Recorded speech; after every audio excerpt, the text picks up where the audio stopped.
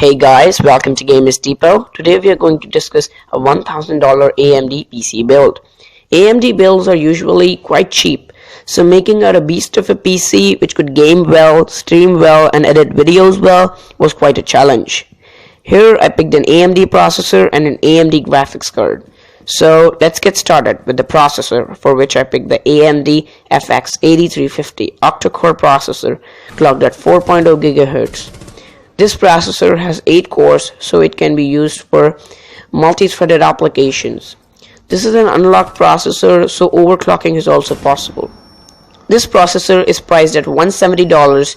For that low of a price, this is the best multifunctional processor you can get. Next, for keeping the CPU running smoothly when you're overclocking it, I included the Cooler Master Hyper 212 Evo CPU cooler. I've talked about this cooler often on my videos. This is the best CPU cooler south of $50. It is currently priced at $30, so we'll be picking it.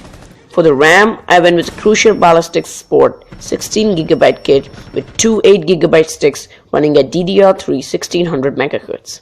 This PC, as I said, would have to do streaming and video editing, so 16GB of RAM is what you need. And the Ballistics RAM has a cool blackish green look, so we'll be picking this RAM kit at $75. So next, for the motherboard, I went with the Asus M5A78L USB 3.0 U80X motherboard. This motherboard has the AM3 Plus CPU socket. It has 4 RAM slots up to DDR3 2000 MHz, a PCI Express 3.0 x16 slot, crossfire support, 6 SATA 6 gigabit per second ports, and 2 USB 3.0 headers.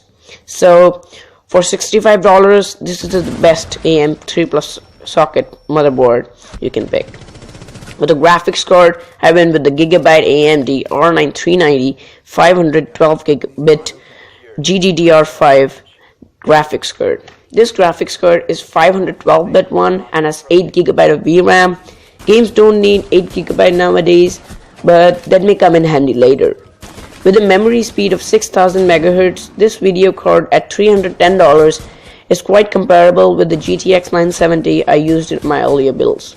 Now for the mass storage, I picked the Western Digital Caviar Blue 1TB hard disk drive. This is a 1TB SATA hard drive costing $50.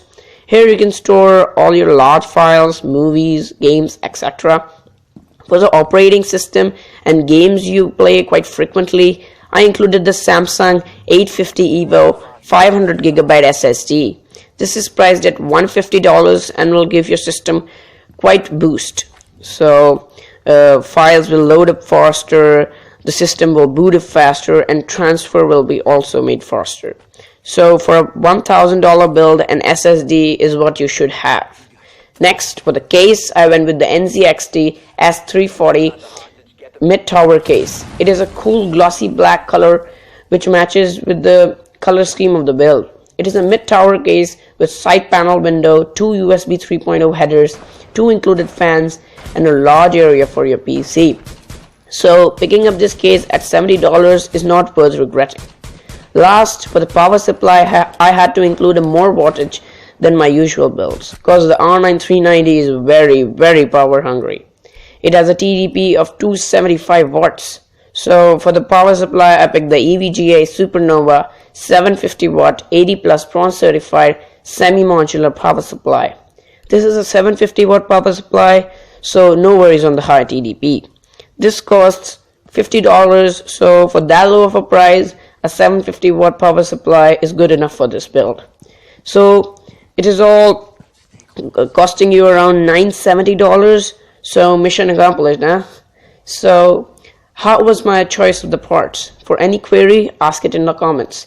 For links to parts mentioned in the video, check the description. And subscribe for more videos. And share the video among your friends who need it. Okay, bye.